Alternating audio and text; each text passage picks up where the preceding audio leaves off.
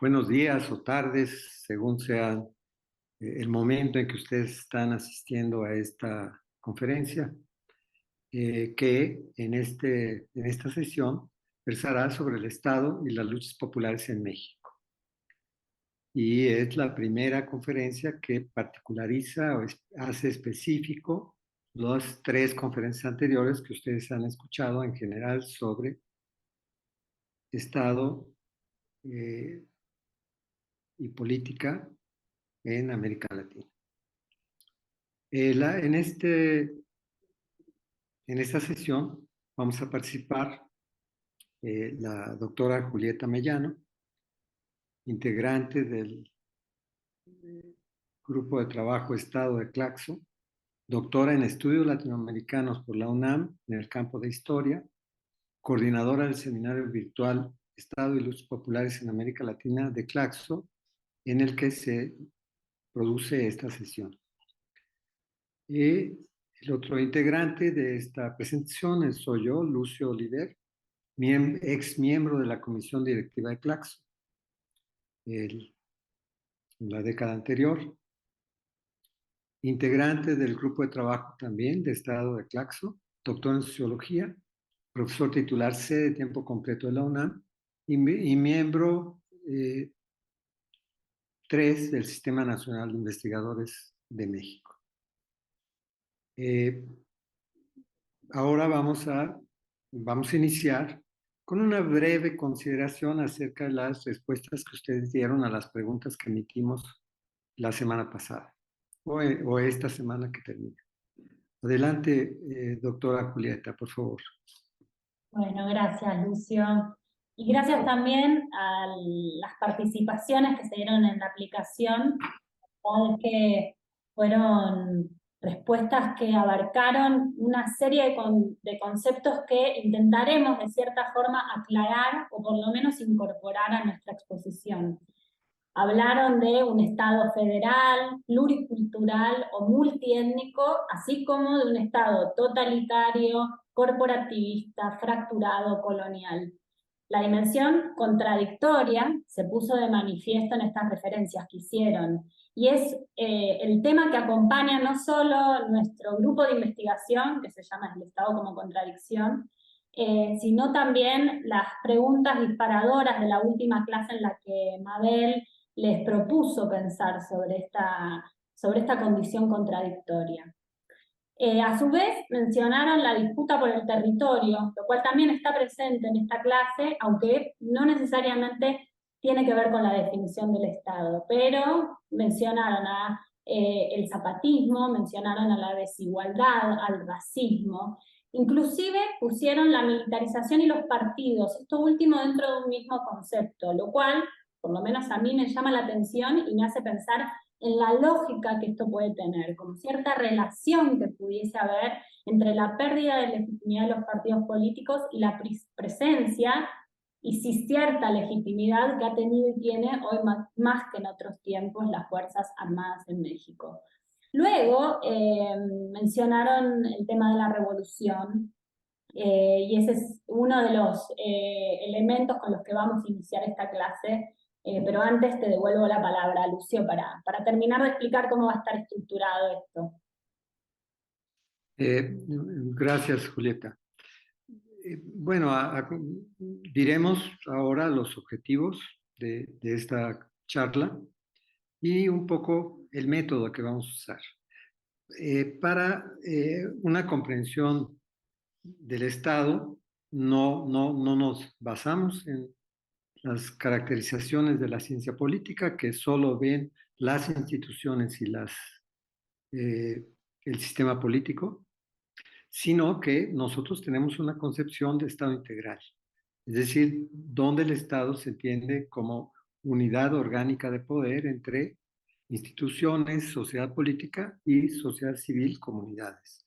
Es decir, intentamos tener una visión amplia del Estado que permita así una comprensión crítica mayor que la de la ciencia política. Y este es el método con el que hemos organizado la conferencia y con el cual vamos a analizar tres momentos importantes para una comprensión profunda del Estado, profunda y crítica.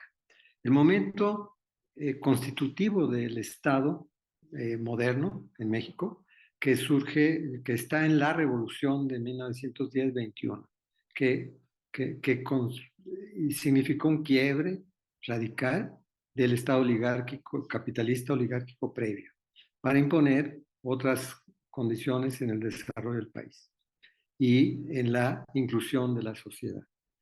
Después de eso, vamos a trabajar los ciclos del Estado que surgen, porque el Estado no es una entidad esencialista ni una entidad estática, siempre es un proceso en movimiento de relaciones de fuerzas, de relaciones entre instituciones y sociedad civil, de luchas populares y expresiones políticas.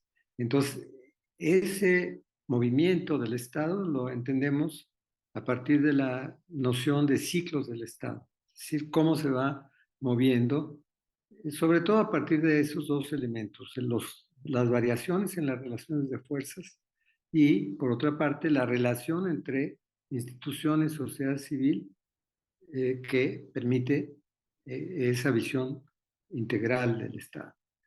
Entonces vamos a entender eh, con estos elementos el fenómeno del Estado mexicano con el fin de darle una sustentación al análisis, de tal manera que podamos eh, irnos más allá del sentido común para tener una visión de conocimiento histórico, de conocimiento sociológico, de conocimiento político y de conocimiento, digamos, del orden capitalista que se ha generado en México, que permita una precisión crítica mayor del Estado.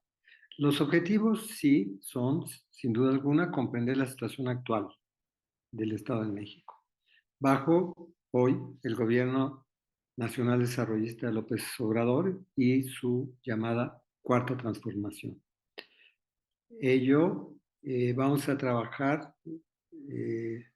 sí, para eso, un poco qué ha pasado después de un siglo de la revolución, bajo ciertos condicionantes que se generaron en ese fenómeno, que fue un fenómeno radical, un fenómeno tan importante como otras revoluciones fuertes, como la Revolución Soviética, como la Revolución Cubana, como la Revolución Boliviana, que han cambiado la situación de los países.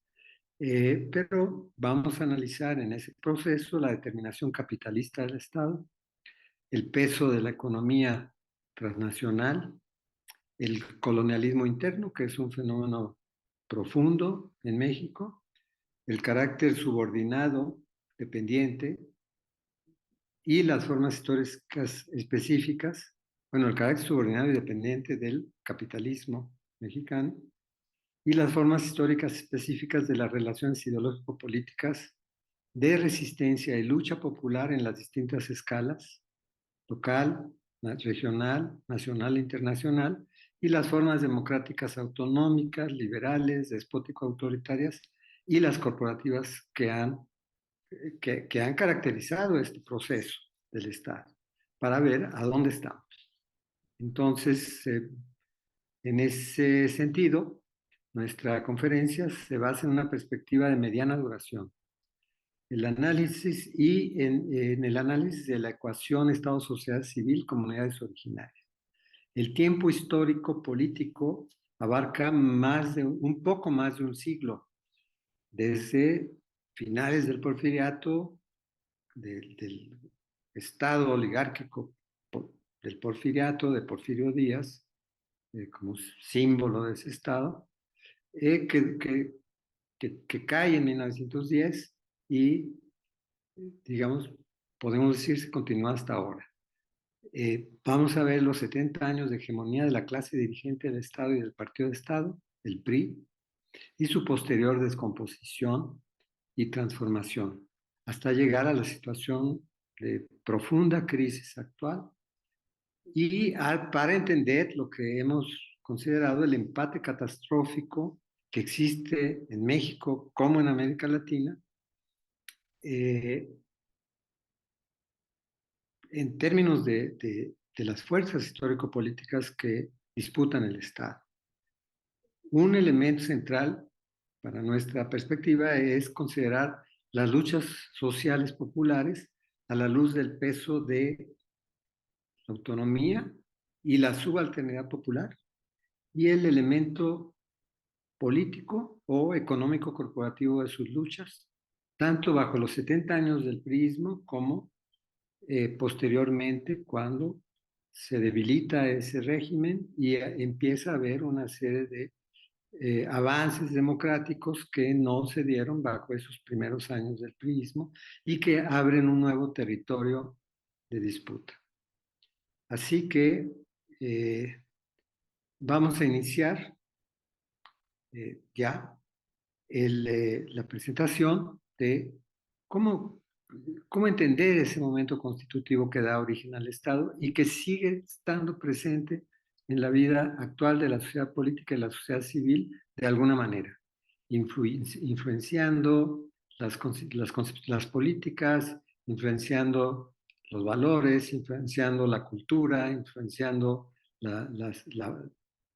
digamos, las ideologías y que tiene un peso todavía. Para eso, Julieta nos hablará un poco de ese momento constitutivo. Adelante, Julieta. Bueno, gracias, Lucio. Pensaba que para el caso mexicano particularmente, y es un caso que a los y las latinoamericanistas nos apasiona, tomar en consideración los momentos constitutivos, como mencionaba Lucio recién, en términos abaletianos, y los ciclos históricos es fundamental. En una de sus respuestas a la actividad que les propusimos apareció también la palabra revolución, y por ahí queríamos empezar. El estudio de lo que comúnmente se conoce como Revolución Mexicana funciona entonces como expresión o como laboratorio de uno de los procesos revolucionarios más radicales que dio inicio al siglo XX en América Latina. Es por un lado la revolución que sintetiza las resistencias de los pueblos latinoamericanos contra la colonización y por la definitiva independencia. Y también es, por otro lado, una de las principales herramientas de control hegemónico del discurso burgués. Un hecho insólito que llama la atención en comparación con el resto de las clases dominantes en el territorio. Es una revolución, por tanto, institucionalizada y por ende edulcorada, absorbida, mitificada, que al día de hoy se sigue usando como fuente de legitimidad y de consenso. Se transforma en realidad, sí, se transforma el relato, el acento, la figura, resaltar, según las coyunturas. Pensemos en el nombre, por ejemplo, que adquirió el Partido de Estado desde finales de la década de 1920 con Plutarco Elías Calles.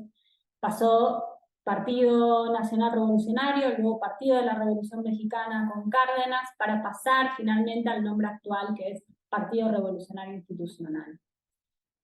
Pero es también a la vez, y de forma contradictoria, una revolución que aún tiene componentes en la memoria popular y la historia de los sectores populares como una revolución que por un lado logró sus fines gracias al reparto agrario cardenista y demás, pero por otro lado fue traicionada.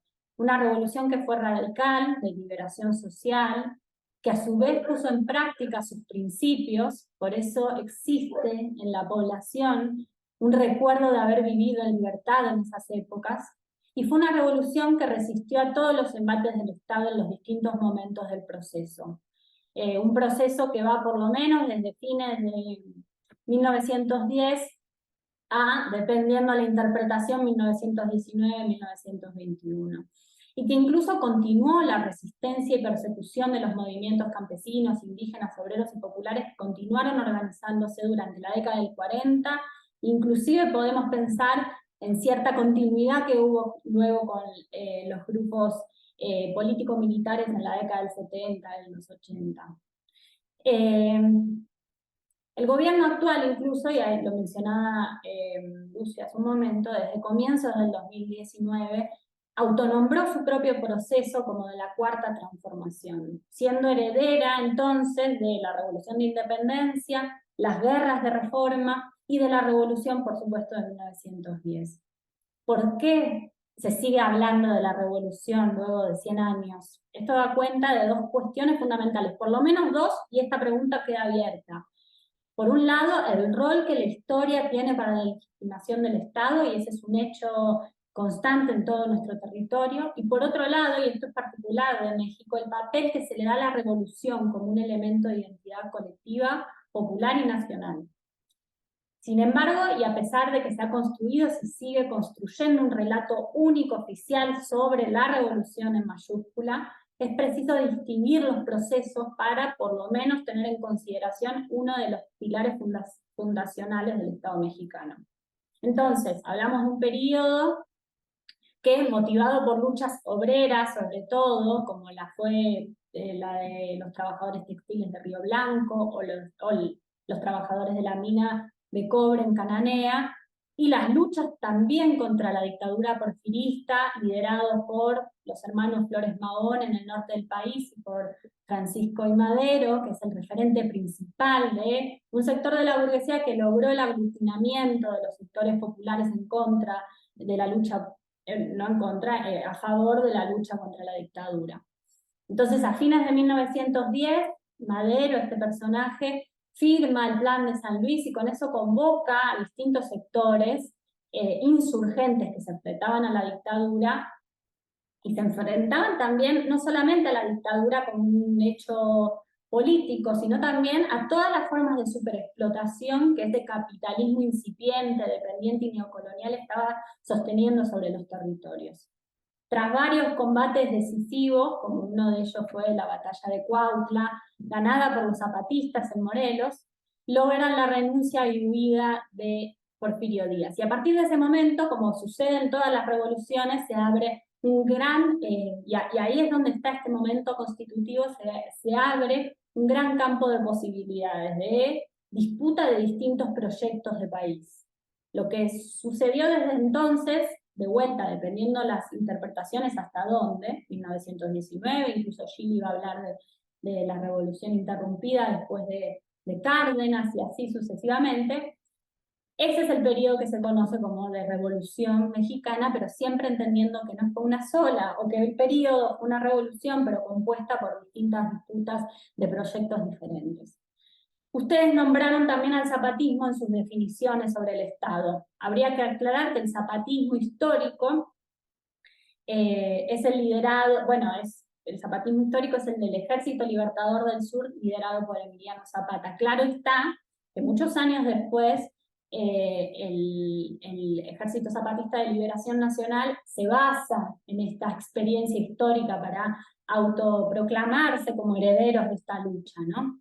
Este zapatismo histórico que hablamos, que es el que se une a las fuerzas de Madero en contra de la dictadura de Porfirio Díaz, para ciertas interpretaciones fue uno de los procesos más radicales de este periodo y que imprimió en el devenir posterior su proyecto político. Fundado en un proyecto que se llamó el Plan de Ayala, que se firmó en 1911, y que luego va a ser propuesto en un plan a nivel nacional en la Convención de Aguascalientes en 1914 y 1916. Ambos son antecedentes del Constituyente de Querétaro de 1917, en el que se fundan las bases de una de las constituciones que se dice es de las más progresistas de América Latina para ese momento.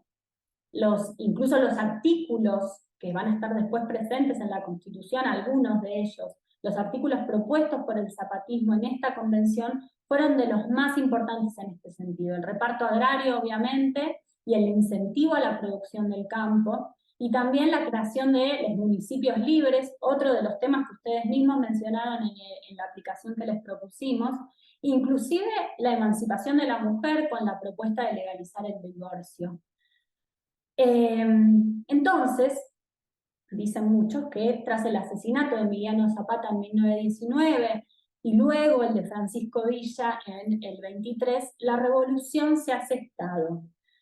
con todo lo que eso implica esa frase.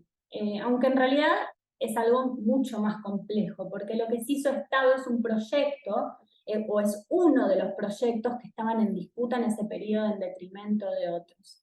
Claro que debió incorporarse y más tarde institucionalizarse no solo las demandas populares referidas a la tierra, a los derechos laborales, a la educación universal, como mencioné anteriormente, sino también a la organización política que había sostenido ese proceso revolucionario.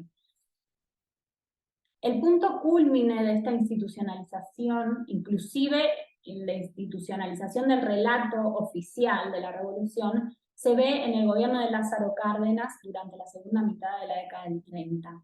Muchas de las demandas campesinas, económicas e inmediatas estaban siendo finalmente consagradas. Se repartieron alrededor de 18 millones de hectáreas. La contrapartida a todo esto sería la efectiva incorporación de las grandes masas al aparato estatal y la sectorización de sus demandas, todo en el marco de un partido único. En 1936 se crea la Confederación de Trabajadores de México y 2 años después la Confederación Nacional Campesina, consiguiendo entonces esa sectorización popular que le permitía al Partido de la Revolución Mexicana y al Estado en realidad una cierta hegemonía pareciera perfecta. 1938 es también un año importante, no solo por la famosa y trascendental y popular expropiación petrolera, sino también por la creación de un ingenio en Morelos que llevó el nombre de Emiliano Zapata y que estaba a cargo de un cooperativista que también fue combatiente zapatista y asesinado años después, que fue Rubén Jaramillo. En muchos aspectos, el periodo cardenista fue la culminación de un proceso contradictorio que implicó la incorporación de gran parte del movimiento revolucionario a la esfera estatal, el reparto mayoritario de las tierras junto a la conformación de propiedades ejidales y junto a la radicalización de algunas medidas dentro del Estado, reformas, que no necesariamente nacieron de las instituciones, sino que fueron natural movimiento entre estas y las demandas populares preexistentes. No se podía negar, no se puede negar al día de hoy, la presencia que la revolución y las demandas fundantes de esa revolución tienen en la constitución del Estado. Hoy en día inclusive perviven no solo en el Estado, porque estamos concentrándonos en eso, pero ahora pensando también en las luchas populares, hay nociones del pasado que tiñen la práctica política de los movimientos sociales, nociones vinculadas al Estado, a la nación, a la revolución y a la liberación nacional. El caso mexicano ha sido y sigue siendo incluso para América Latina, y pienso mucho en el debate que hubo en el 2001 en relación al alzamiento zapatista del 94 y la creación de los municipios autónomos. Un punto de partida para el debate de la especificidad de lo latinoamericano en relación a, por un lado, el sujeto político, por otro lado, los pueblos indígenas y el mundo campesino, por otro lado, las transiciones y los modos de producción.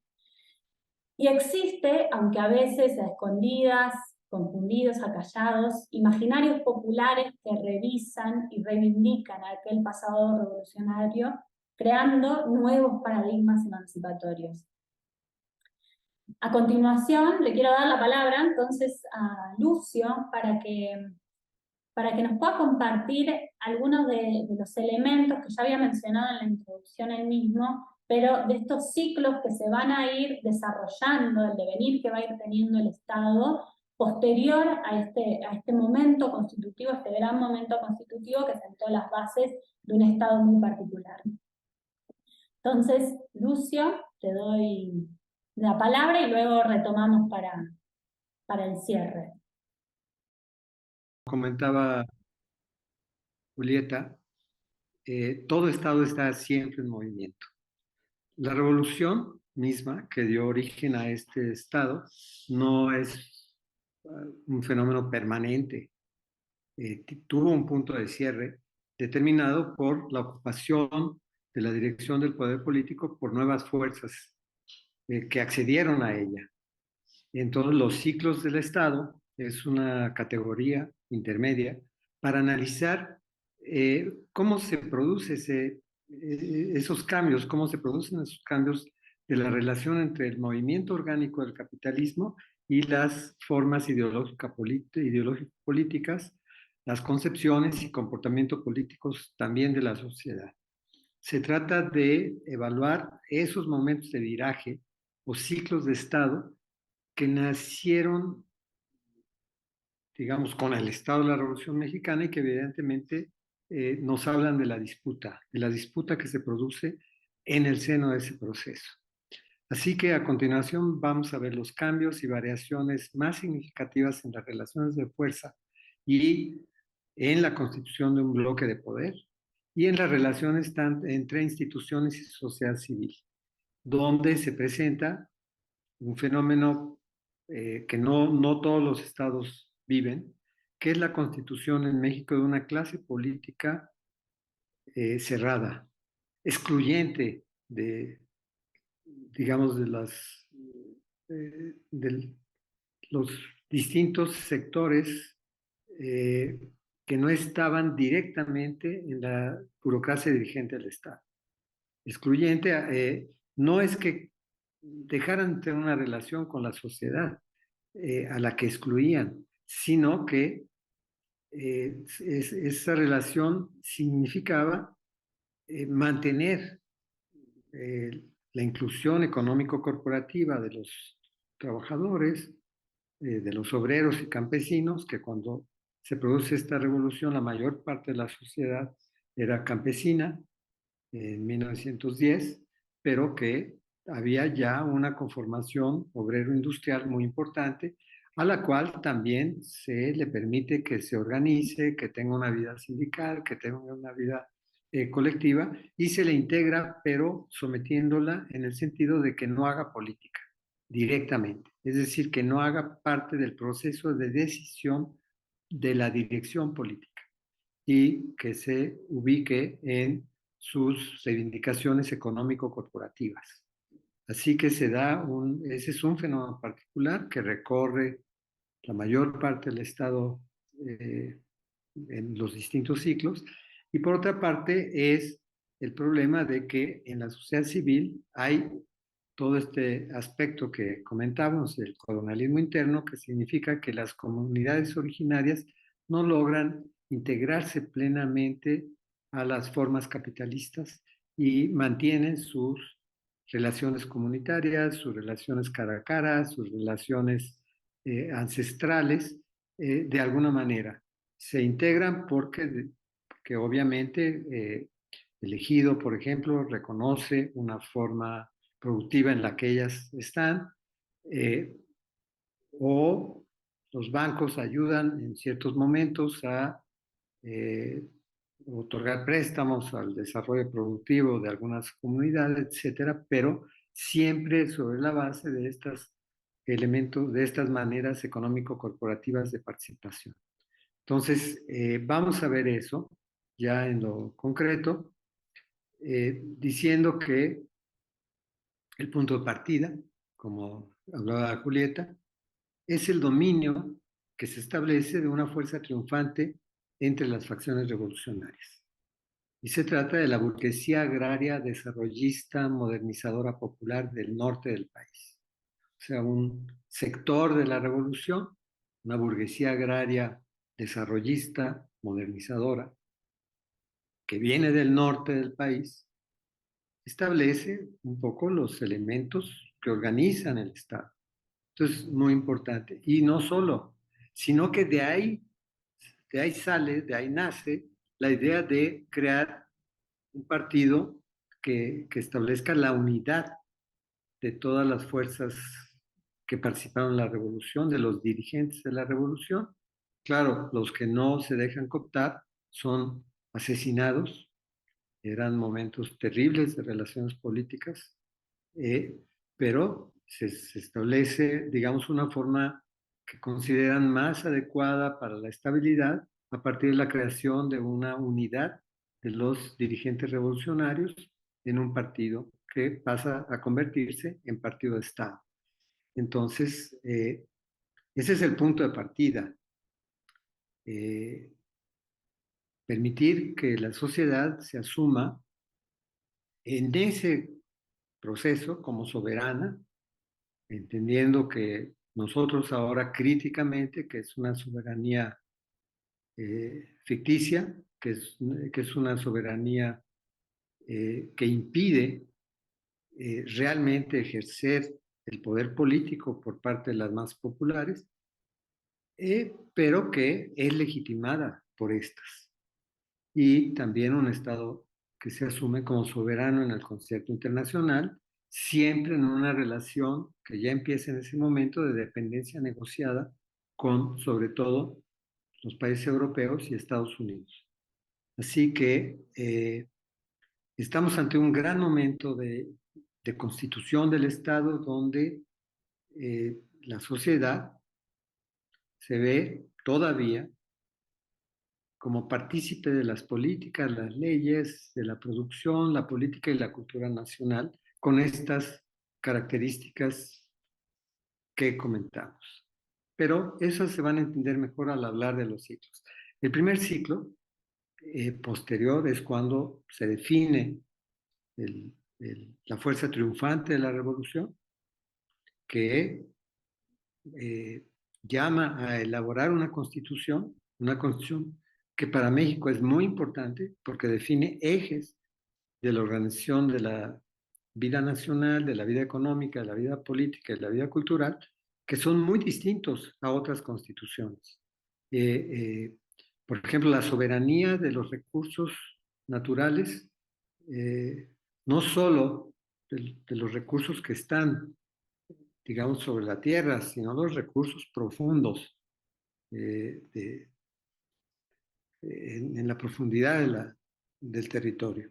Esa es una cuestión muy importante en la Constitución mexicana.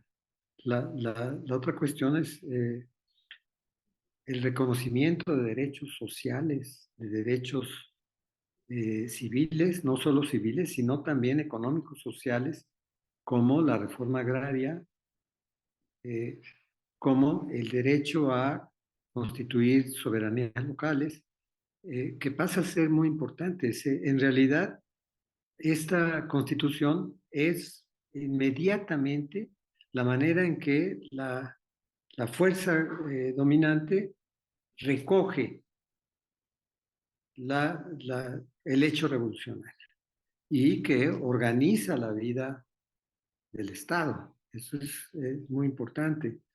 Y que es tan importante, fue tan central esto, que hoy México, a un siglo y décadas de ese momento, un siglo y sí, casi una década, de ese momento de 1917, que cuando se promulga la Constitución, todavía seguimos con la misma Constitución. Claro, con varios eh, modificaciones y agregados, pero es la misma Constitución la que nos organiza, eh, con, con, con cambios a veces retrógrados, etcétera, pero sigue siendo el documento que nos organiza social y políticamente a los mexicanos. Y eso no es característica normal de otros países, de tan fuerte que fue ese momento constitutivo. Bueno, entonces el primer ciclo, después de ese momento de la Constitución, podemos llevarlo hasta 1934, donde prevalece este nacionalismo revolucionario con la unificación de una clase política, con una revolución interrumpida que interrumpe la lucha por derechos la lucha autonómica por derechos de los movimientos sociales, de las más populares campesinas, sobre todo, pero que genera una estructura de, institucional y una estructura de poder. La base de esa estructura de poder es un capitalismo histórico que se desarrollará, es decir, hay la idea de una modernización radical capitalista, autoritaria, con dirección autoritaria, de un patriarcalismo monocultural y de una incorporación, digamos, de la legitimidad a partir de relaciones con las luchas campesinas y obreras que son incluidas en el Estado a partir de estos derechos económicos sociales. Y más económicos sociales que civiles y políticos, porque justamente es ahí donde la clase política dificulta la politización de la sociedad. Entonces se da pie a las formas políticas elitistas, autoritarias, de unidad de las fuerzas dirigentes en una clase política y la subsunción económico-corporativa de campesinos, indígenas, trabajadores, etcétera. Este proceso eh, tiene un viraje en 1934. En 1934, donde ya no es el capitalismo agrario modernizado el que va a ser el referente principal, sino ya se crean las bases de un capitalismo nacional industrial desarrollista con la rectoría del Estado. Es decir, el ingreso a la política de una nueva dirección constituida por Lázaro Cárdenas, que participó en la revolución y que era un revolucionario dispuesto a hacer real las demandas, las aspiraciones de la lucha revolucionaria, cambia. Y además con esta idea de que eh, México tiene que construirse a partir de un capitalismo nacional industrial desarrollista. Eso lleva a las grandes nacionalizaciones del petróleo, de la minería, eh, a la reforma agraria, a la educación popular socialista, incluso se le llama así, socialista, eh, que, eh, que significa grandes nacionalizaciones y reformas profundas, que concretan, para concretar la revolución, para concretar las demandas de la revolución.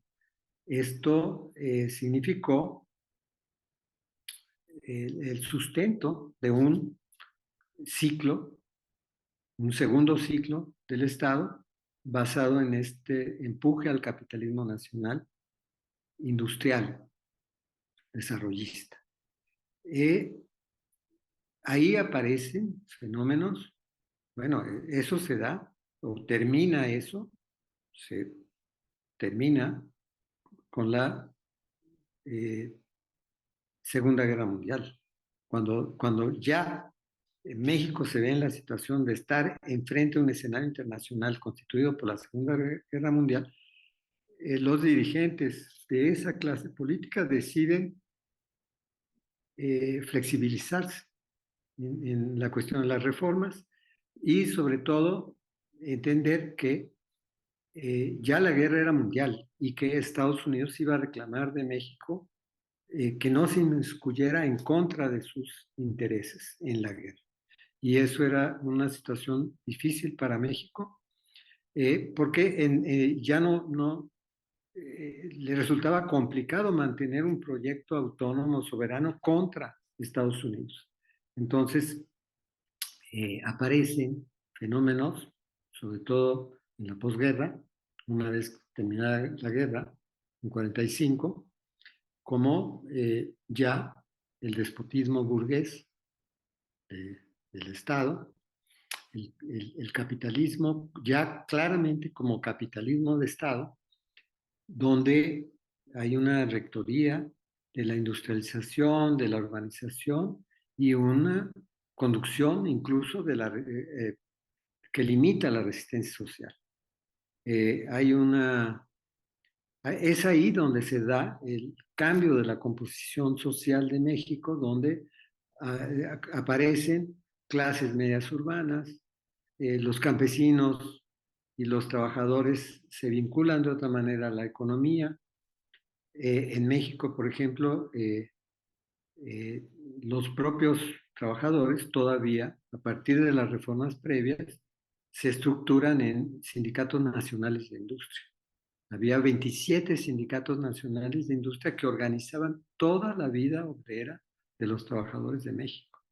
Y eso es muy importante.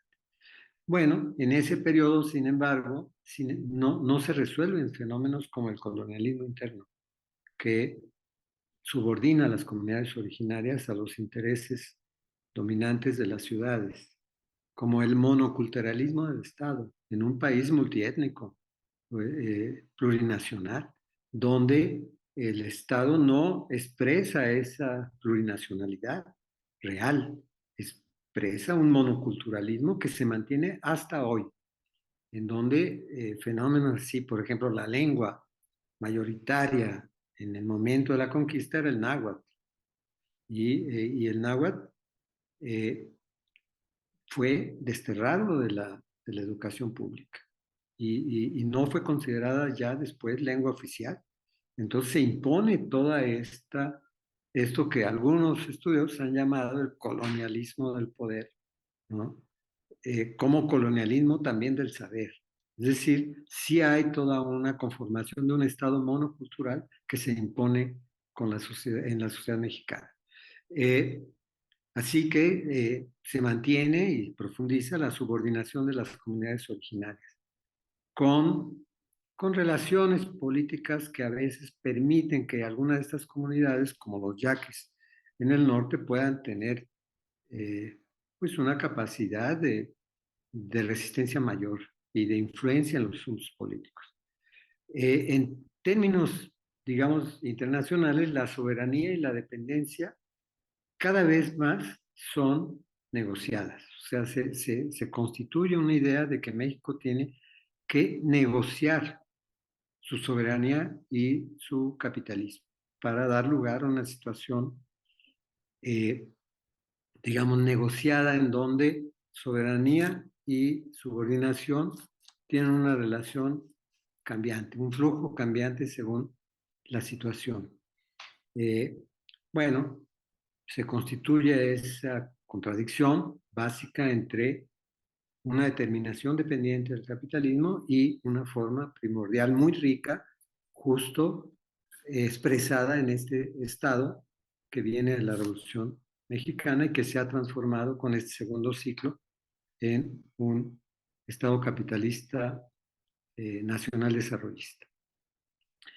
En 1900, ese fenómeno genera lo que se conoció como el milagro mexicano, como la Revolución Verde, el crecimiento a tasas altísimas del Producto Interno Bruto, a veces llegando a 7% anual, y entonces se da un aceleramiento de la urbanización, de la industrialización y de la integración y de cierta universalización de las políticas públicas que tienen recursos para atender la salud, la educación de una forma muy amplia.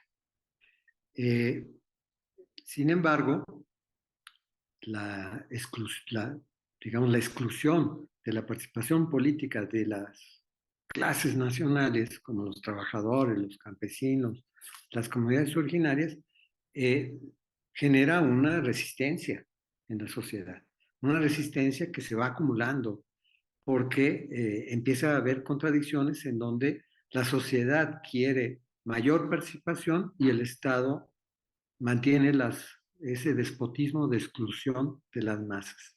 Y esto da lugar a un tercer ciclo que inicia con las revueltas, la insurgencia de los trabajadores contra esa falta de participación, empezando por la falta de decisión de su propia vida sindical. Y hay movimientos de telefonistas, ferrocarrileros, maestros, eh, electricistas muy grande, ¿no? Movimientos muy importantes exigiendo definir ellos que sean los sujetos de la vida política y sobre todo lo que más les competía de la vida sindical. Y el Estado responde a esa demanda con lo que aquí en México se llama el charrismo sindical. Un líder que le llamaban el charro, eh, se impone por parte del Estado, se impone y eso se generaliza en casi la mayor parte de los sindicatos.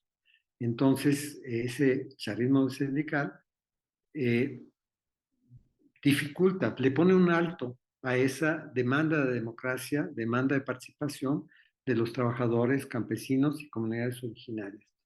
Entonces, esta situación crea eh, pues una incomodidad que después se manifiesta en otros sectores de la sociedad, que ya no directamente en los trabajadores, se manifiesta en los campesinos, donde surgen dirigentes campesinos que reclaman vida política autónoma, autonomía de la vida política campesina y son asesinados, que es el caso de Jaramillo y del líder Jaramillo, que quiso constituir un partido político campesino para disputar las decisiones políticas.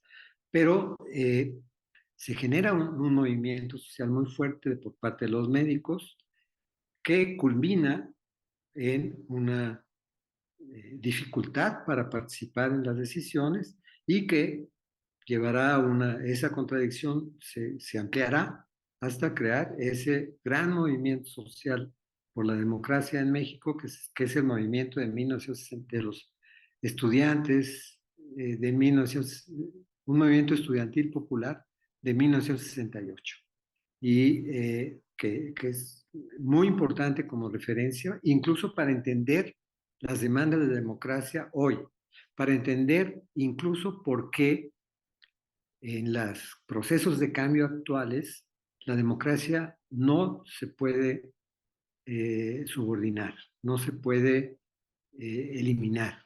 La democracia se mantiene como una conquista histórica de estos movimientos y referencia fundamental es el movimiento 68.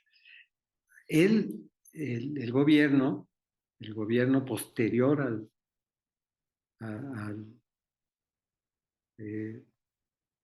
68, incluso dos gobiernos después, aparece la idea de que sí, vamos a abrir un poco las compuertas para que la sociedad, sobre todo pensando en las clases medias, tenga participación política, sí, independiente de nosotros, de la clase política. Se empieza a deteriorar la noción de clase política excluyente que dirige el Estado y se aprueba una reforma en 1979 que permite la constitución de partidos políticos libremente, de todas las ideologías.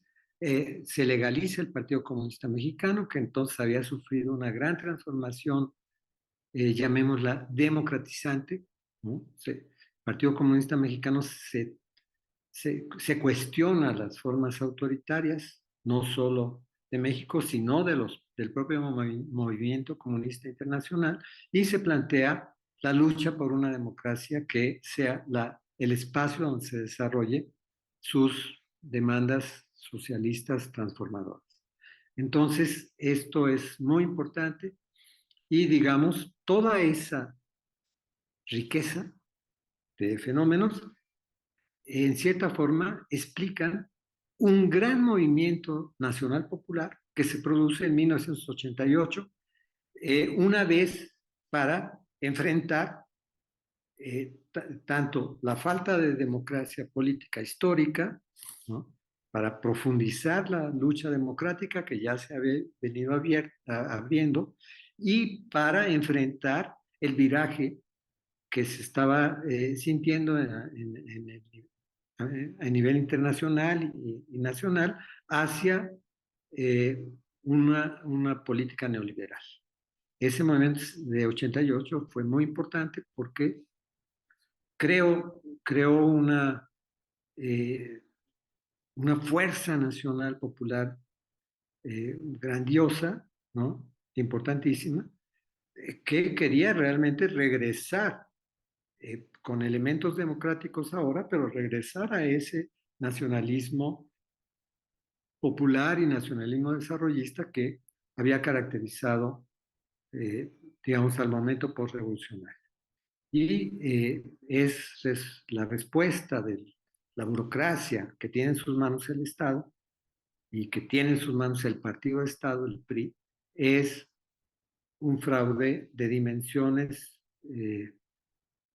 digamos, un magno fraude de dimensiones extraordinarias que impone con la brutalidad institucional un resultado contrario a la fuerza que mayoritariamente era evidente que había ganado y que hoy el Estado reconoce que ganó en ese momento la Fuerza Nacional Popular.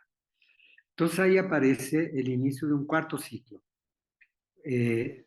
un cuarto ciclo que va de 1989 al 2000 y que es el acceso al gobierno de las fuerzas capitalistas empresariales, primero bajo el Estado priista, que ya no era más un Estado nacional popular, sino un Estado empresarial capitalista, eh, transnacionalizado, abierto a la mundialización capitalista, a la globalización neoliberal, y que aceptaba como real la crisis del nacional desarrollismo. Entonces empezó a hacerse una política de mercantilización de los bienes públicos, de los derechos sociales, elegido que era una institución que protegía a las más campesinas de todas estas vendavales mercantilistas, capitalistas, se abre para la venta, se transforma la ley para que se pueda vender los ejidos y los empresarios se apropien de la propiedad, incluso de la propiedad de la tierra y la propiedad campesina. Entonces, estamos ante un momento en que bajo la misma conducción del PRI, se abre a un nuevo Estado empresarial que tiene su primera fase del 89 al 2000 y que transforma México, que no era solo México, estábamos viviendo una verdadera ofensiva eh, del capital mundial hacia la transnacionalización, hacia la creación de una mundialización capitalista de grandes dimensiones en menoscabo de los derechos de los trabajadores. Y México sufre esa situación. Eh, la mayor parte de los estados en América Latina van a sufrir esa situación y entonces se aniquila, es una especie de lucha de las potencias internacionales, de las fuerzas del capital y las corporaciones contra los estados nacionales. Digamos que todavía daban espacio a un proyecto de capitalismo nacional. Se, se, la, se abre, es decir, se crea la idea de que México debe tener cambios profundos a la ley ejidal, a la ley bancaria, crear nuevos monopolios capitalistas mundializados, e integrarse regionalmente con Estados Unidos y Canadá para dar lugar al Tratado de Libre Comercio, que en ese momento era una profundización de la integración de México con la zona norte de América. Y esto crea, digamos, que las fuerzas políticas dominantes se agrupen para llevar a cabo esa transformación como una especie de partido del orden neoliberal y que eliminen la universalización de las políticas públicas para dar lugar a políticas sociales focalizadas en aquellos grupos que el neoliberalismo afectaba profundamente, de tal manera que focalizadamente se les pudiera apoyar en una supuesta transición que iba a llevar a México a ser parte del primer mundo de estados capitalistas. Se produce entonces una ofensiva contra los derechos sociales, pero también una ofensiva desorganizadora hacia los trabajadores y los campesinos. Se entrega la economía a las corporaciones capitalistas mundiales. Y esto da lugar a la constitución de un partido unificado de la izquierda para resistir y, como comentaba Julieta, a la insurrección neozapatista de 1994, que tiene buena acogida porque expresa la resistencia a partir de lo más profundo que tenemos como identidad, que es las comunidades originarias mexicanas, resistencia a esa ofensiva globalizadora neoliberal. Bien, esto tiene un nuevo viraje en el año 2000, se abre un quinto ciclo del Estado donde se desplaza al PRI de la dirección del Estado. Y eso simbólicamente y políticamente fue muy significativo para crear esto que se ha llamado el Estado Nacional de Competencia, o sea, México como un Estado de competencia en el mundo capitalista, en donde va a competir, como no tiene una tecnología desarrollada, una ciencia eh, muy avanzada, ni una industria capaz de verdaderamente competir con alta producción y alta tecnología, ¿compite con qué? Con mano de obra barata, compite con la entrega de recursos naturales, compite con el despojo de los territorios, es decir, una de las formas más terribles de los estados de competencia. Y esta es la política del PAN, del panismo, que sustituye al PRI y que en el momento en que se da, donde todavía la globalización tenía una reputación positiva, vamos a decirlo así, no se veían todavía las contradicciones que estaba generando, coopta a un sector importante de las clases medias y a ciertos sectores populares.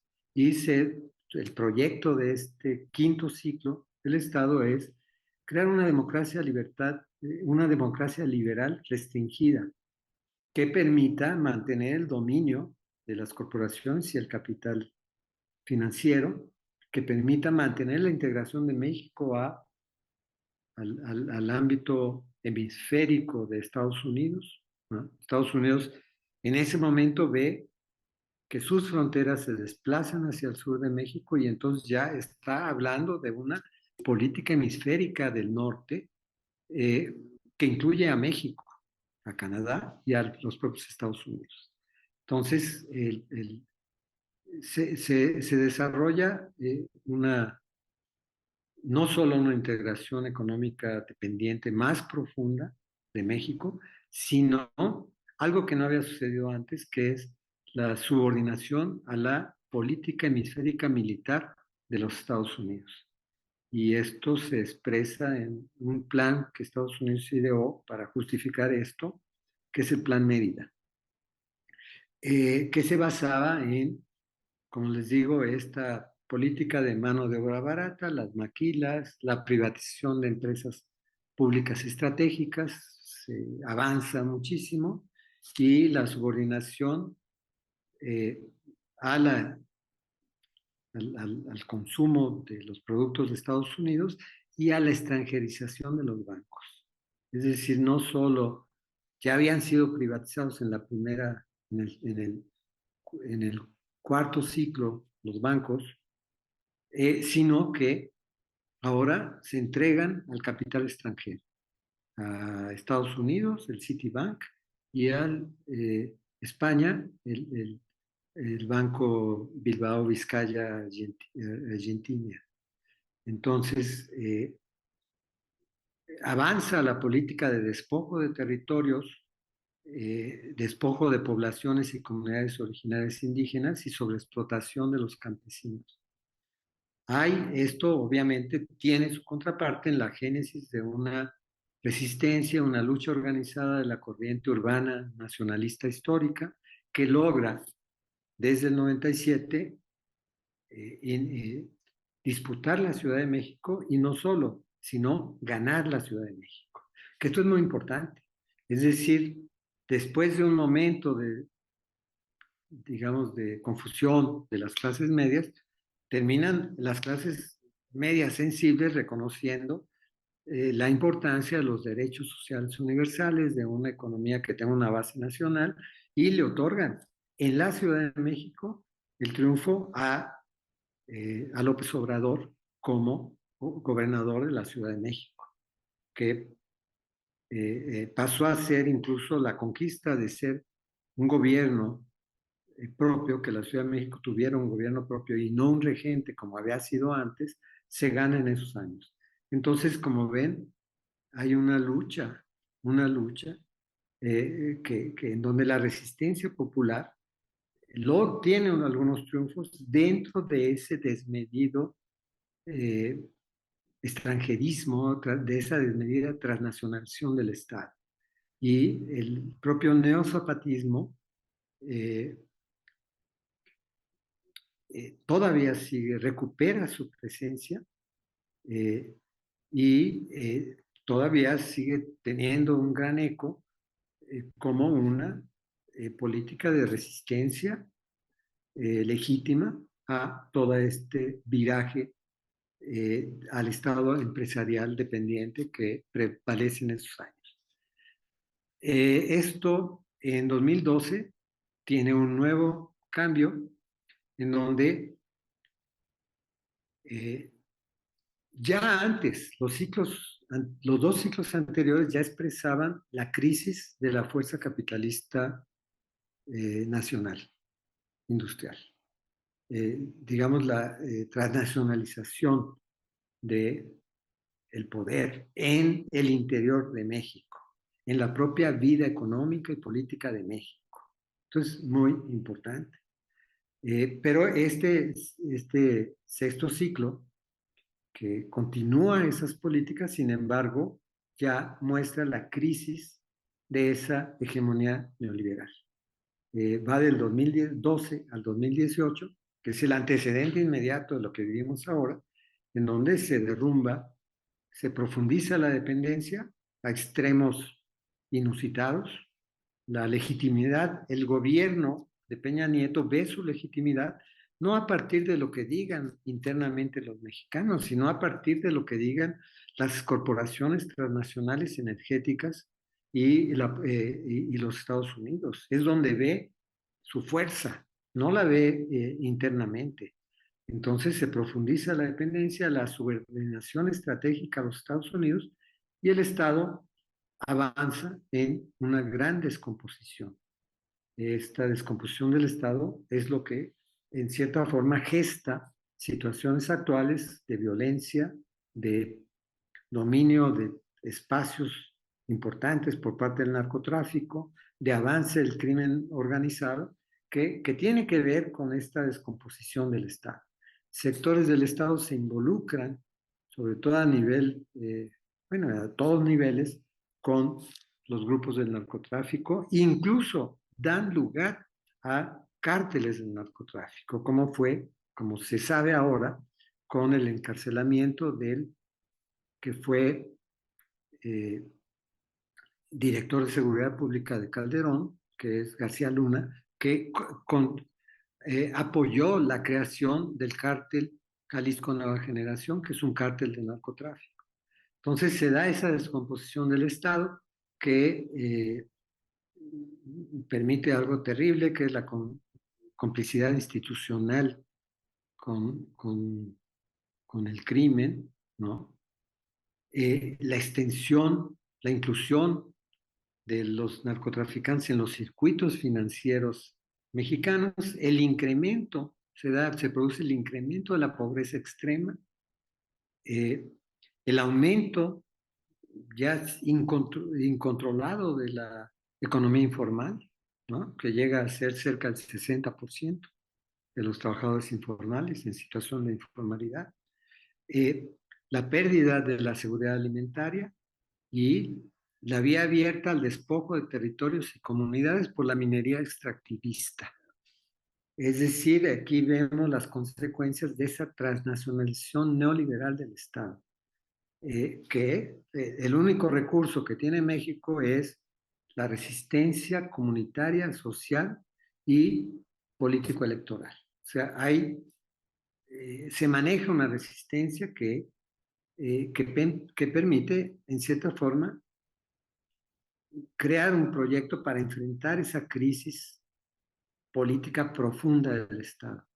Y esto da lugar al séptimo ciclo del Estado en 2018, que inicia en 2018 con una elección que da la mayoría a López Obrador, pero a diferencia de otros países de América Latina, no solo da la mayoría en términos de la elección del Ejecutivo, sino que da la mayoría en las cámaras, en las cámaras. Entonces tiene un recurso, digamos, expresa el grado de extensión de la insatisfacción popular con esas políticas de transnacionalización del Estado y de descomposición del Estado. Entonces se abre un ciclo que significa la posibilidad de un proyecto de restauración, recuperación y transformación del Estado en un nuevo Estado nacionalista popular capitalista. Eh, Ahí tenemos que analizar qué es lo que ha pasado en ese ciclo, porque estamos viviendo en ese séptimo ciclo y le llamamos séptimo ciclo porque todavía es un ciclo que deviene del Estado que surge en la revolución de hace siglo y casi una década. Entonces, este nuevo gobierno se plantea cuestiones que para México son muy importantes por la dimensión histórica que tienen y por la dimensión económica incluso, como la recuperación de las empresas públicas estatales, que estaban totalmente afectadas por la privatización y por eh, su empequeñecimiento para servir a los intereses, eh, digamos, de la transnacionalización privada del Estado. Y entonces, Pemex, que tiene una capacidad de producción de petróleo, era, digamos, eh, utilizado para sacar recursos por arriba y por abajo. Por arriba, por la clase política que se repartía los recursos que todavía quedaban en Pemex, en los petróleos mexicanos, y por abajo porque permitía múltiples fenómenos de extracción ilegal del petróleo. Entonces se recupera Pemex, se recupera la electricidad, la Compañía Federal de Electricidad, la producción de fertilizantes, se nacionaliza el litio, es decir, hay como políticas de decir, vamos a recuperar las empresas públicas que son elementos centrales para una estabilidad económica nacional y para una estabilidad económica que pueda servir a la mayoría de la población. Se producen también como un eje central de del nuevo gobierno políticas reales que cuestionan lo que ellos llaman el Estado corrupto, es decir, los múltiples hilos de corrupción que se habían metido al Estado. Como ejemplo, un ejemplo de esta gran corrupción es que un instituto que aparentemente tendría que ser neutral, que es el Consejo Nacional de Ciencia y Tecnología, que impulsa la investigación tecnológica, científica para el desarrollo mexicano, daba cerca de la mitad de sus recursos a las empresas transnacionales, aduciendo que ellos implicaban la generación de tecnología y de ciencia. Cuando esas son las empresas transnacionales, como la Volkswagen, como la Kimberly Clark, como muchas otras empresas, en realidad buscan el lucro y no son, no tenían ninguna, digamos, definición pública como para que los recursos públicos que se canalizaban por la vía del Consejo Nacional de Ciencia y Tecnología se entregaran a esas empresas transnacionales. Se recupera también el CONACYT, este Consejo de Ciencia y Tecnología, para que tenga una orientación en beneficio de las mayorías. Se recuperan instituciones de salud pública, a las cuales empiezan a revisarse todo su inventario, todas sus políticas, de tal manera que se salga a la luz la corrupción que había ahí, que significaba una incapacidad, no solo incapacidad, sino políticas de salud que iban, que jugaban con los mexicanos, ¿no? Se recupera el Instituto Mexicano del Seguro Social, se está ahora planteando apenas el grado en que hubo un desfalco en otro instituto de seguridad de salud muy grande, que es el Instituto de Seguridad Social y Servicios de Salud para los trabajadores del Estado. Entonces, esa recuperación se acompaña del control público de medicamentos básicos y de políticas de cuidado alimentario para la sociedad, de intervención en toda esa comida chatarra que afecta y que creó a que México fuera el primer lugar de obesidad en el mundo. Es decir, como resultado de ese dominio irrestricto de las empresas alimentarias de chatarra. Otra medida son las políticas sociales universales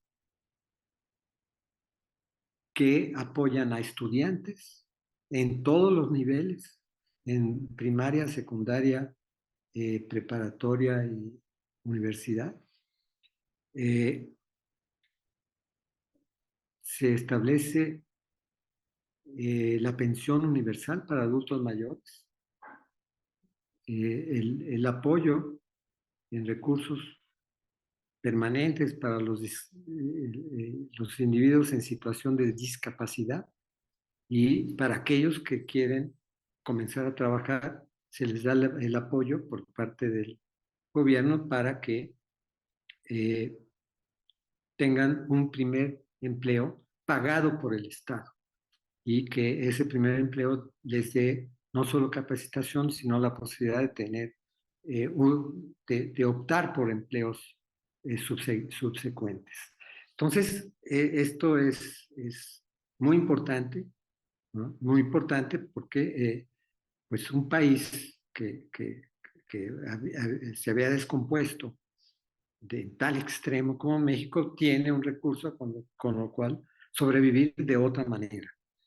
En términos de las libertades civiles, de organización, expresión y participación política, se mantienen.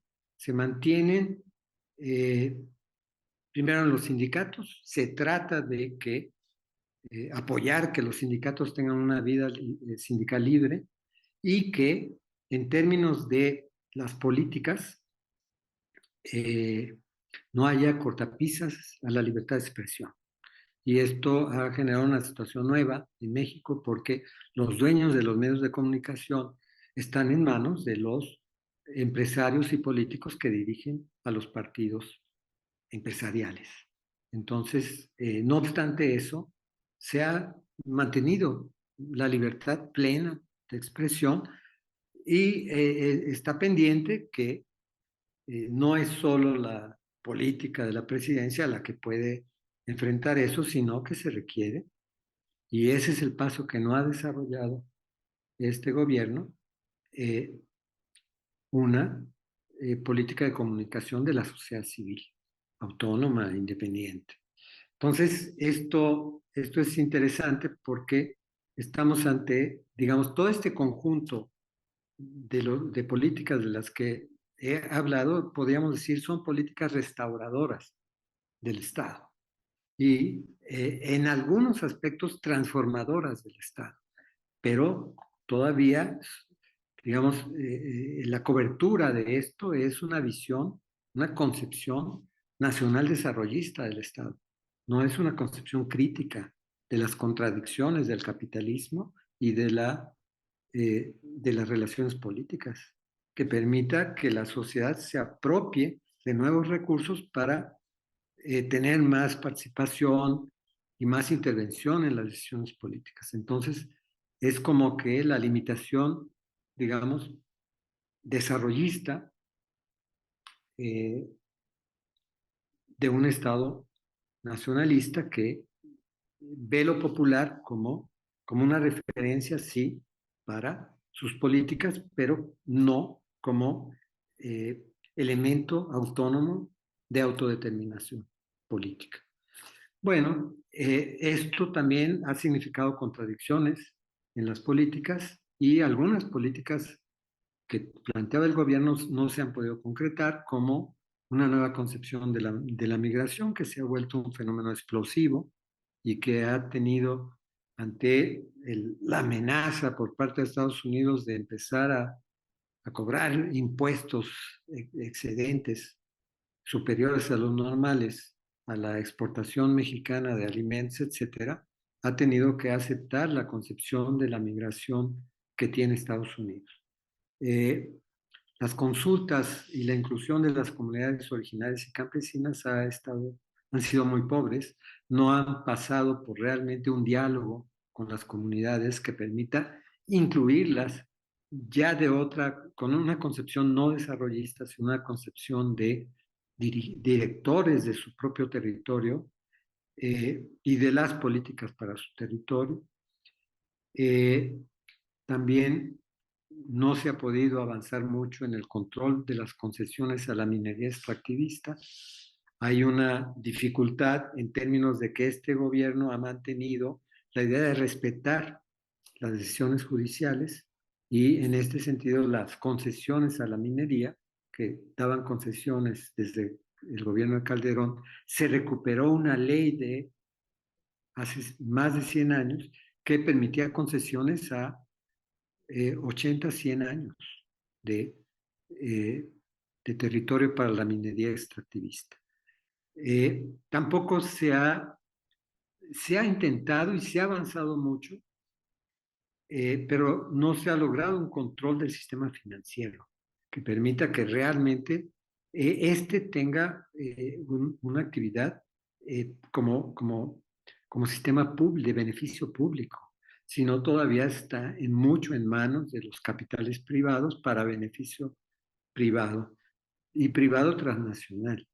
Y también la actividad, las condiciones en que se ha despuntado la actividad manufacturera en las maquilas automotrices, eh, han mejorado el salario de los trabajadores, pero todavía distan mucho eh, de ser el derecho a verdaderamente salarios, eh, salarios dignos y además a salarios que permitan que sean acompañados de una formación tecnológica completa de los trabajadores. Entonces, hay políticas que sí hacen de este gobierno nacional desarrollista un gobierno progresista atípico, diferente a los otros gobiernos progresistas, pero que nos plantea muchas preguntas para hacer y que quisiéramos que sean los elementos de debate de ustedes en esta sesión. Por ejemplo, la primera pregunta, ¿te parece, Julieta, que siga con las preguntas o quieres intervenir tú antes de las preguntas? Em, Pienso que por ahí podría retomar solo para cerrar algunas cuestiones del presente y luego cierra tú con las preguntas para que abra el debate, ¿no? Sí, bien. Mm, voy. Bueno. Eh, por ahí comentar que como ha pasado en otros contextos latinoamericanos similares con gobiernos de corte progresista o dentro del ciclo de impugnación al neoliberalismo que menciona nuestro grupo, eh, mencionar que las izquierdas y los movimientos sociales en este proceso se han visto divididos, fragmentados, por un lado, producto de la institucionalización de los mismos, lo mismo que veíamos al comienzo con ese momento constitutivo y la institucionalización estatal que hubo, y por otro lado también por la individualización de los programas sociales, producto también de una lógica corrupta que muchas veces se desarrollaba dentro de algunas organizaciones que tenían un mal manejo de los recursos, pero arguyendo esas denuncias, se fue atomizando en muchos aspectos el movimiento social. Creo que también hay que mencionar necesariamente, como has mencionado vos ya, las redes de complicidad que han habido históricamente, o por lo menos en los últimos años, o la historia reciente de México, el tema de los contextos de violencia que al día de hoy lamentablemente no han cesado. O sea, hay cifras oficiales que hablan de más de 110.000 personas desaparecidas, siendo incluso el año 2019 y 2020 como los años más violentos de la historia reciente. Y eso ha provocado cierta frustración y miedo propio de ese contexto y también propio de haber de alguna manera depositado todas las esperanzas de la sociedad en que la situación se fuese a mejorar. Uno de los aspectos fundamentales de esto que mencionabas, como las medidas que no se han podido llevar adelante, es el de la lucha por la justicia, ¿no? Eso que se mencionó en un inicio en el gobierno de López Obrador, como las propuestas de justicia transicional que fueron abandonadas en pos también de un poderío, una fortaleza que se le ha dado al ejército, a las Fuerzas Armadas, que resulta bastante problemático y ha sido denunciado por las diversas organizaciones, ¿no?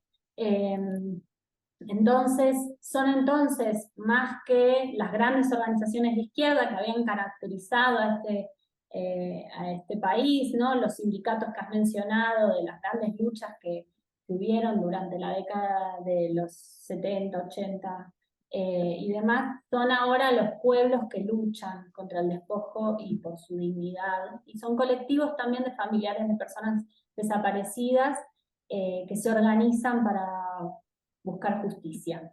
Entonces, creo que también teniendo ese contexto general en el que se vive muchos pueblos de este territorio, creo que es importante retomar ahora sí las preguntas disparadoras que nos acompañaron durante toda esta reflexión y que tienen que ver con la contradicción y la complejidad del Estado integral en México, pensándolo también en el contexto latinoamericano. Entonces, si quieres, adelante con las preguntas. También estas preguntas se van a repetir y van a estar en el foro de debate y esperamos que haya una retribución que enriquezca esta mirada. Muy bien, continuamos entonces con las preguntas. La primera he pensado 10 preguntas, quizás son muchas, pero no, un exceso en ese sentido no afecta.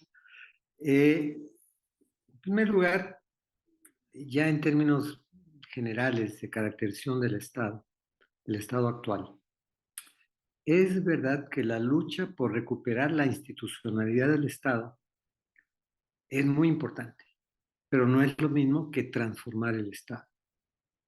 Es decir, se puede avanzar recuperando instituciones que son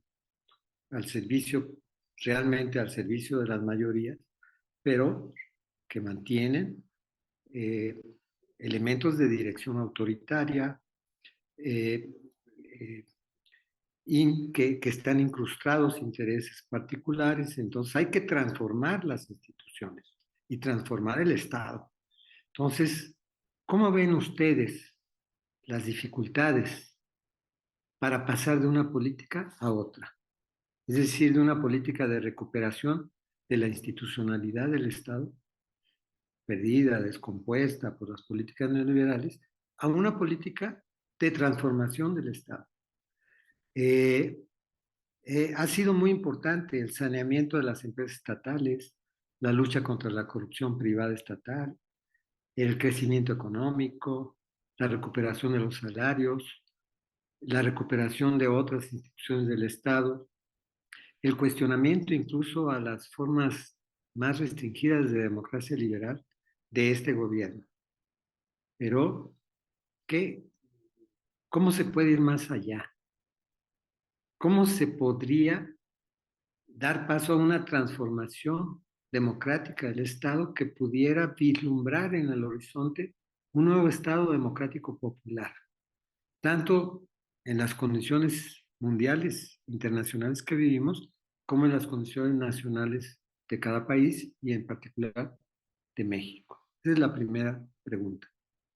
La segunda pregunta es, como esta tendencia del desarrollo transnacional del capitalismo ha llevado en México a que se cree un patrón productivo de especialización para la exportación basado en las manufacturas, que también es una cuestión interesante, ¿no? Que en México son las manufacturas el principal producto de exportación, ¿no? La principal actividad económica.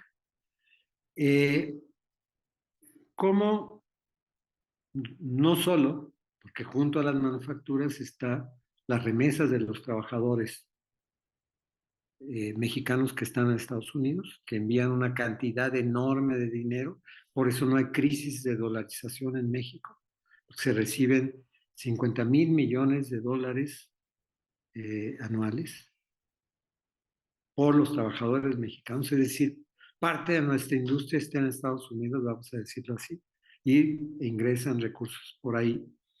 También tenemos un turismo muy privilegiado por la situación geográfica de México y lo poco que se logra recuperar del extractivismo minero. Bueno, sin embargo, sabemos que aunque eso no haya resuelto la crisis de la agricultura campesina familiar, ¿no? De todas maneras está creando una modernización de las relaciones productivas mexicanas. Entonces, la pregunta es, ¿se trata de una revolución pasiva, lo que está aconteciendo? ¿Puede dar lugar a una revolución pasiva? Esta pregunta es muy interesante, es decir, una revolución que sí haga avanzar la estructura productiva mexicana, las relaciones de trabajo mexicanas, los ciertos derechos, sin la participación activa y dirigente popular. Esa es una revolución pasiva. Es lo que se está dando. Dan las transformaciones económicas actuales para pensar que el fenómeno que estamos viviendo ahora y que seguramente se continuará en en el próximo sexenio por lo menos, ¿es una revolución pasiva? Es una pregunta para ustedes. Una tercera pregunta es este, esta presencia dominante del presidente López Obrador para impulsar hasta con cierto jacobinismo algunos cambios, se puede caracterizar como cesarismo progresista. Eh, Esto es muy importante porque lo que vimos en el primer ciclo de gobiernos progresistas en América Latina es mucho de ese cesarismo progresista, en donde Lula, Evo, Mújica, Chávez expresaban esa, digamos, capacidad especial de los gobernantes para hacer política. Es decir, eran casi los únicos que podían hacer política reales, o los que se planteaban ellos como los detentores del quehacer político. Bueno, por eso el concepto de cesarismo progresista. Bueno, ¿qué peculiaridades tiene el cesarismo progresista de López Obrador en relación a las luchas de los movimientos sociales y populares mexicanos? Por ejemplo, los megaproyectos, que son tan importantes, tan deseados históricamente por los trabajadores, los campesinos sin trabajo del sureste del país, y que ahora van a tener nuevos componentes para tener empleo, pero han dado lugar a megaproyectos que no tienen un apoyo comunitario popular. O sea, que no han surgido de un diálogo creativo con las comunidades. Entonces, ahí hay un problema de que sean proyectos no discutidos, no negociados, excepto con un pueblo abstracto, pero no con un pueblo concreto como son los habitantes de esos territorios que tienen derecho a algo más que la posibilidad de tener un empleo.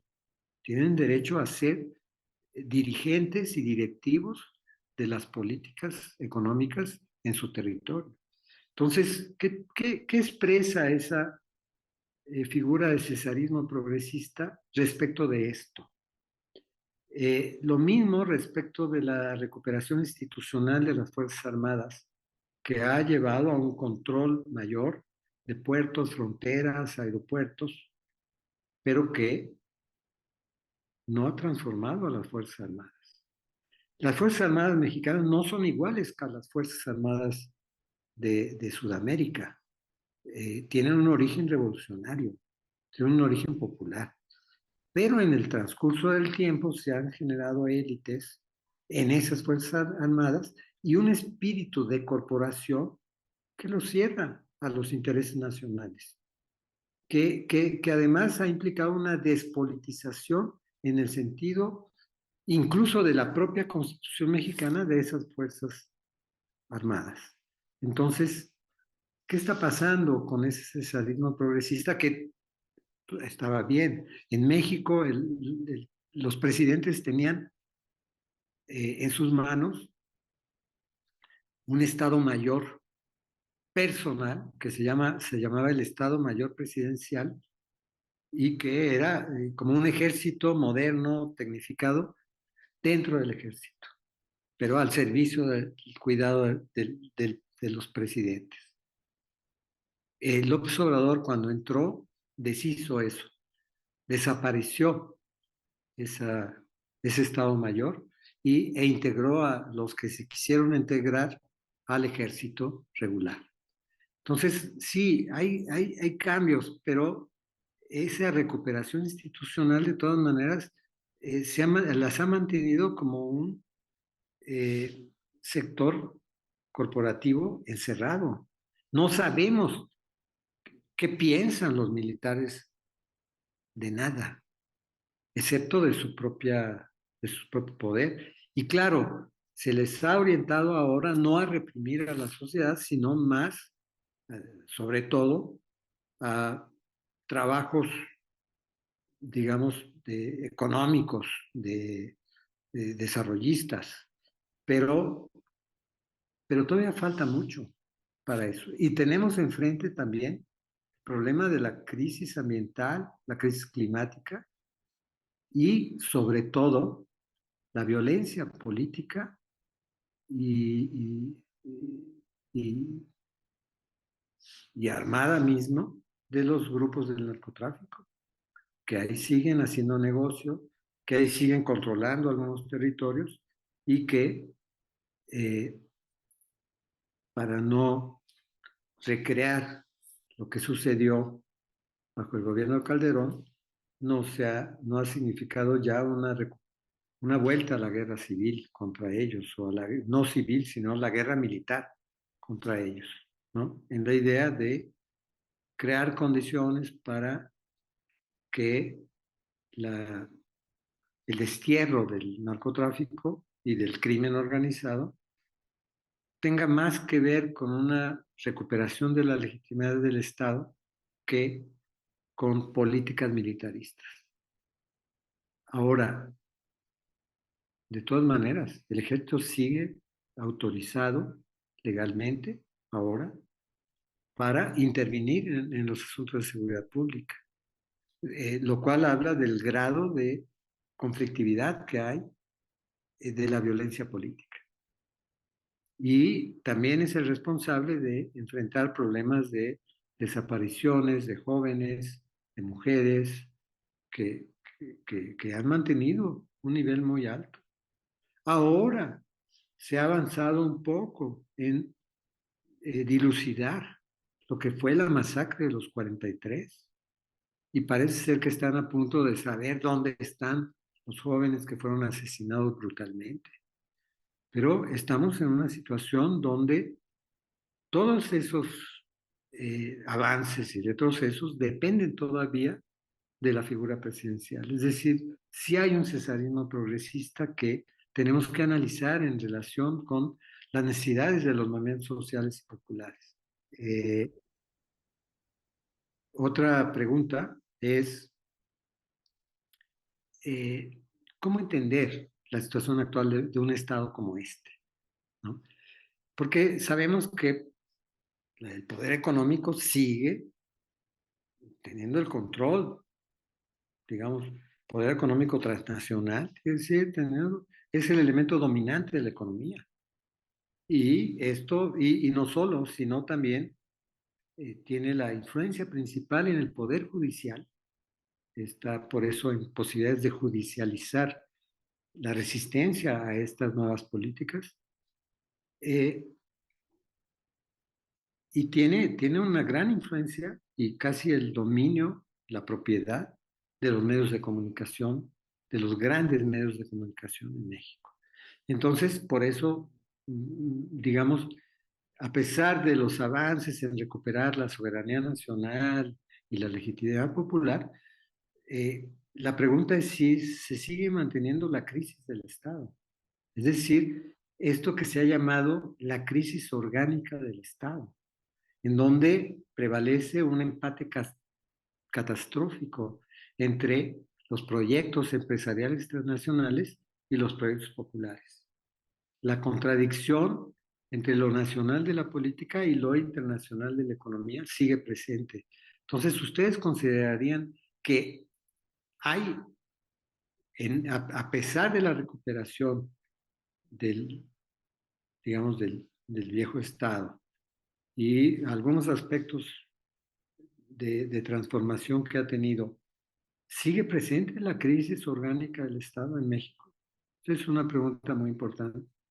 Eh, con ese empate catastrófico que hemos visto, que se genera cuando hay un equilibrio de fuerzas. Bueno, y la otra posibilidad tiene que ver más con qué grado de ocupación del territorio democrático han logrado los movimientos sociales. Pero eso es lo que vamos a trabajar ahora con Julieta. Ella va a hablar unas cuestiones de estas y lo que sí queremos es que piensen estas preguntas, que son preguntas importantes para superar, digamos, el sentido común sobre, o el sentido vago sobre los gobiernos progresistas. Estamos hablando de una política de progresismo anclada en la historia de México, que eso es lo importante. Bueno, adelante, Julieta. Bueno, más bien, gran parte de la información sobre los movimientos sociales y las organizaciones políticas de los últimos, por lo menos de los últimos 25 años, lo van a encontrar en la bibliografía obligatoria y sugerida para esta clase.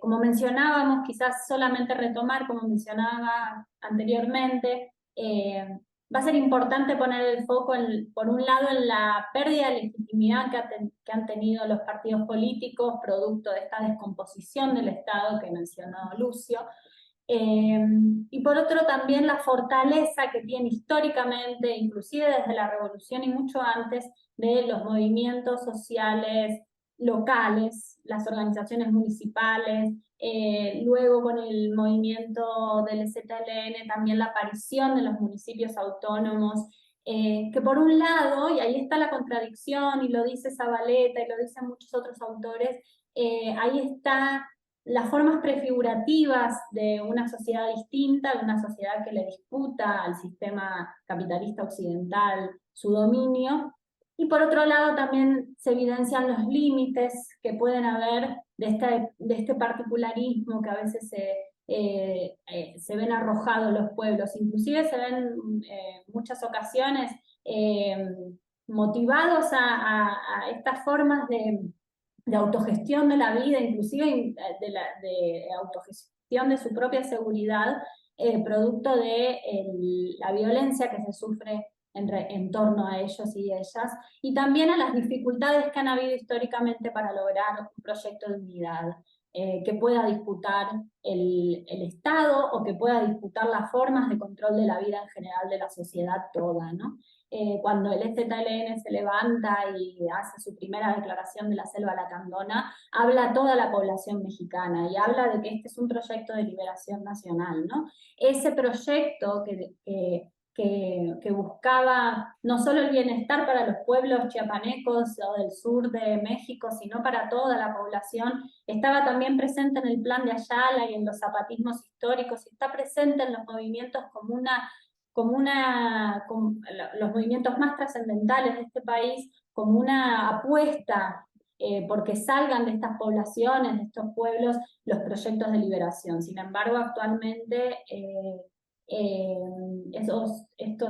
estas formas de organización se han visto mermadas por distintas variables y características que hemos mencionado, y también producto de un Estado que ha logrado una hegemonía ejemplar en el territorio y que es digna de estudiarla para saber cómo se puede construir una forma de dominación tan compleja y que también está intrínsecamente vinculada con el control que tiene Estados Unidos sobre el territorio. Un control que incluso a veces el mismo Estado le disputa, pero por la cercanía geográfica y también por la cercanía económica principalmente.